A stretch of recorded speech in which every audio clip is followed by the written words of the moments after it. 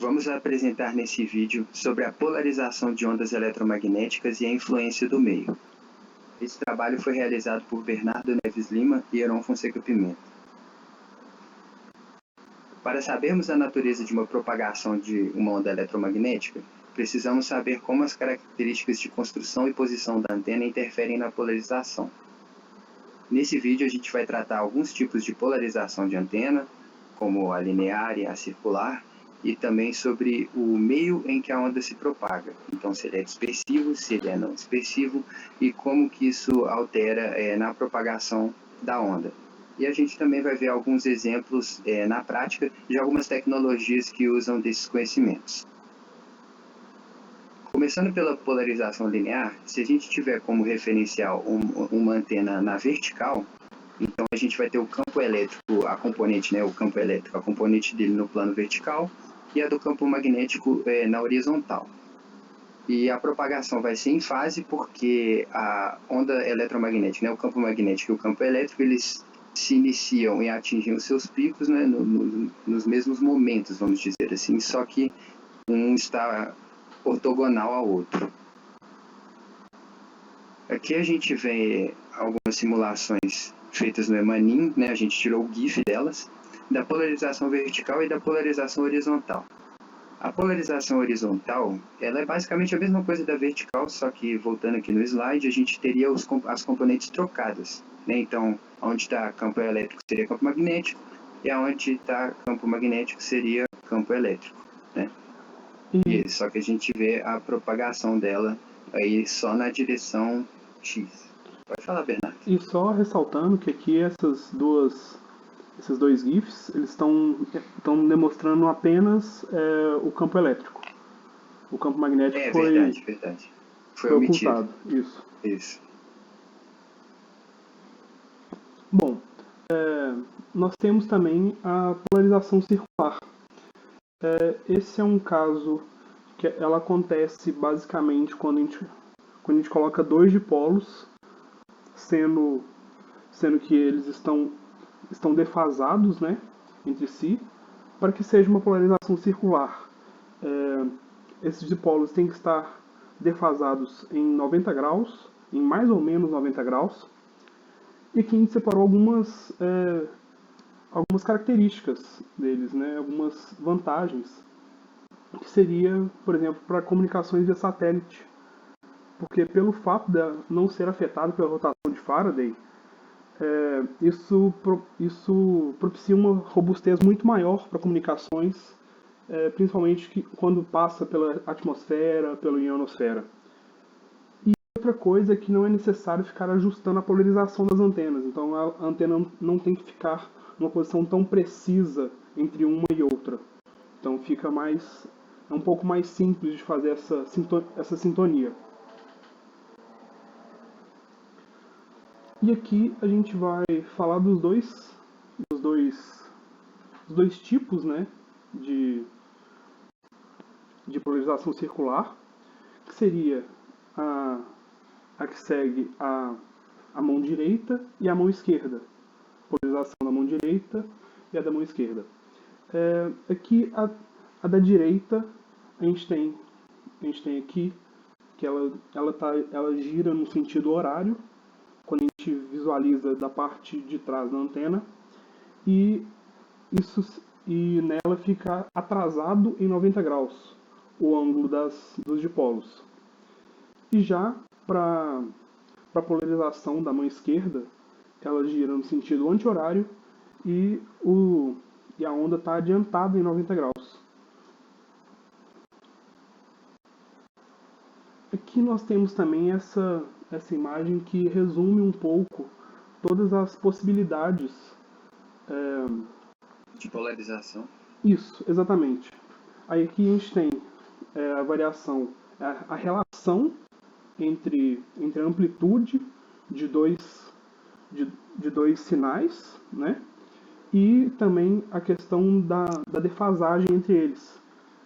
E aqui a gente pode observar não só a polarização linear, a polarização circular e também as polarizações elípticas, que seriam casos mais gerais da polarização circular, que é quando o ângulo de defasagem não é de mais ou menos 90 graus, ou quando a amplitude não é equivalente entre os dois sinais. Agora a gente vai ver algumas simulações aqui no EMANIM. Aqui a gente pode ver, né, duas ondas, a gente colocou duas ondas, e essa resultante, se a gente colocar a visão de frente, a gente vê exatamente o que a gente vê aqui. E se a gente alterar,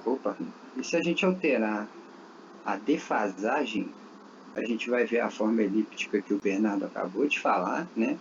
Dependendo da... Opa, errei de novo. Dependendo da defasagem, vai trocar o sentido, né? E se a gente tiver uma diferença, aqui nós estamos supondo amplitudes iguais, né? Como a gente pode ver, e o comprimento de onda é igual. Se a gente mudar o comprimento de onda, a gente vai ver que formam figuras. E mais para frente a gente vai ver que essas figuras são muito importantes para algumas aplicações, inclusive dentro da eletrônica, né? Se a gente levar em conta que a gente pode ver isso no osciloscópio e tal. Então, fica como uma curiosidade também que a gente vai tratar nos slides para frente.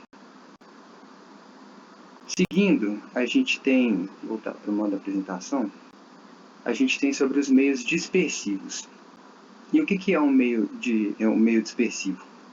Ele é caracterizado como dispersivo se o valor da velocidade de propagação das ondas nesse meio depende da frequência ou do comprimento de onda.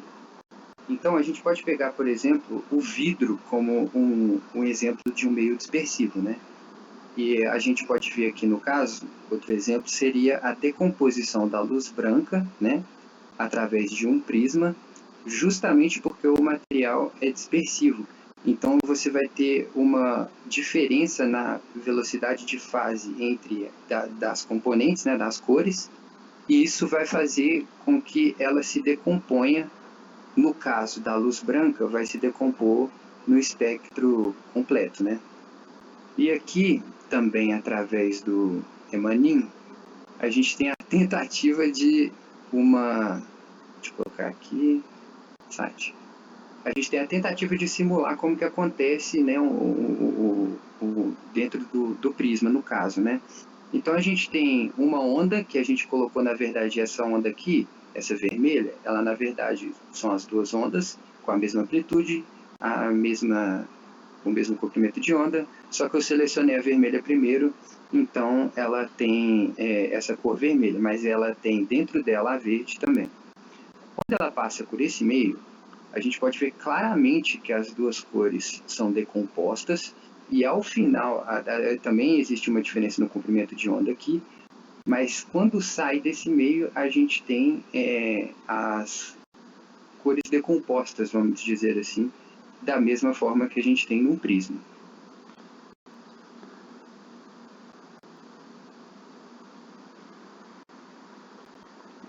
Bom, aqui nós optamos por ressaltar as equações que descrevem as ondas de polarização circular da mão direita e da mão esquerda.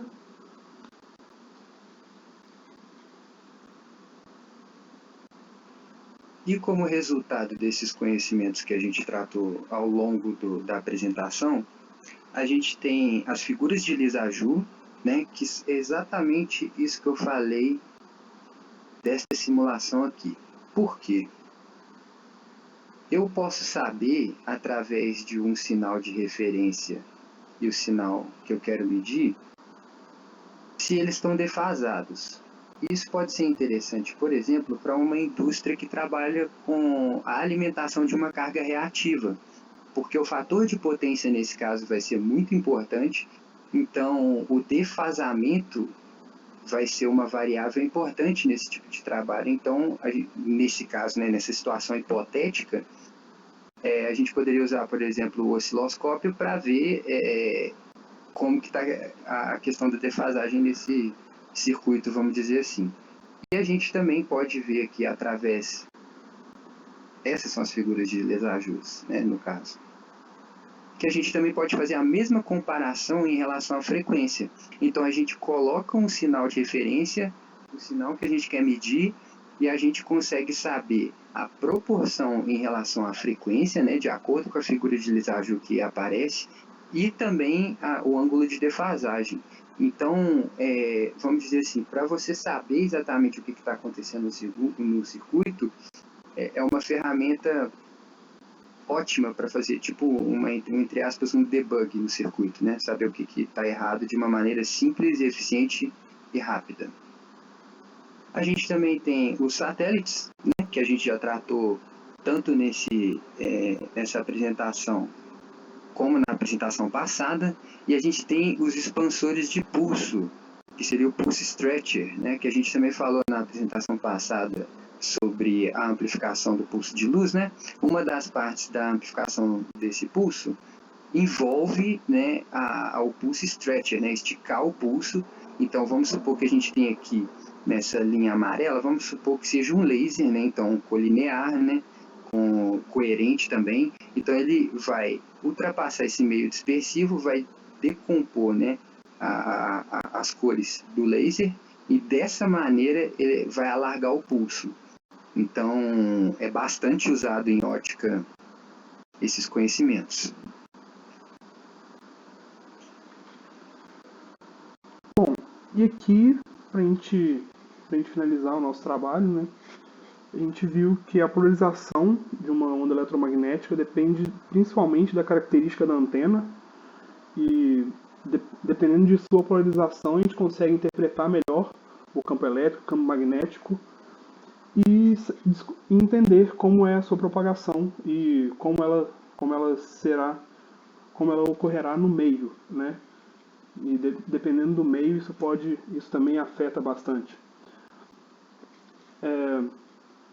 E aqui a gente tem as nossas bibliografias e vamos ficando por aqui. Muito obrigado e até a próxima.